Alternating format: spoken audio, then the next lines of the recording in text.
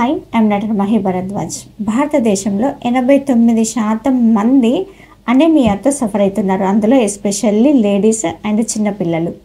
వీళ్ళు ఎన్ని రకాల మెడిసిన్ తీసుకున్నా, ఎంత డైట్ను ఫాలో అయినా, ఎన్ని ఆకుకూరలు, పండ్లు, ఫలాలు తీసుకున్నా కూడా రక్తం ఇంప్రూవ్ కాకపోవడానికి, రక్తం పెరగకపోవడానికి, పెరిగిన రక్తం కాన్స్టెంట్గా ఉండకపోవడానికి కారణం ఏంటో తెలుసా? శరీరం ఎప్పటికప్పుడు మీకు సిగ్నల్స్ని అందిస్తూనే ఉంటుంది.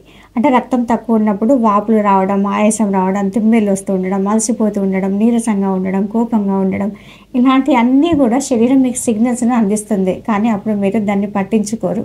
మీ వల్ల కానప్పుడు మాత్రమే డాక్టర్ దగ్గరికి వెళ్ళడం అనేది జరుగుతుంది. అలా వెళ్ళినప్పుడు డాక్టర్ రాసిన మందులను మీరు వాడుతుంటారు.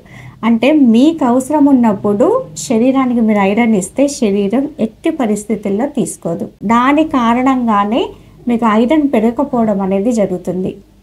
కానీ ఐరన్ పెరగాలి అంటే, పెరిగిన ఐరన్ కాన్స్టెంట్గా ఉండాలి అంటే మీరు డైట్, దాంతోపాటు మెడికేషన్ ఏది తీసుకున్నా కూడా విటమిన్ సి మోస్ట్ ఇంపార్టెంట్. అందులోనూ న్యాచురల్గా అంటే లెమన్ ఎవ్రీడే ఎవరైతే తీసుకుంటారో వాళ్ళ లోపల ఐరన్ ఇంప్రూవ్మెంట్ అనేది చాలా ఫాస్ట్గా, కాన్స్టెంట్గా ఉండడం అనేది జరుగుతుంది.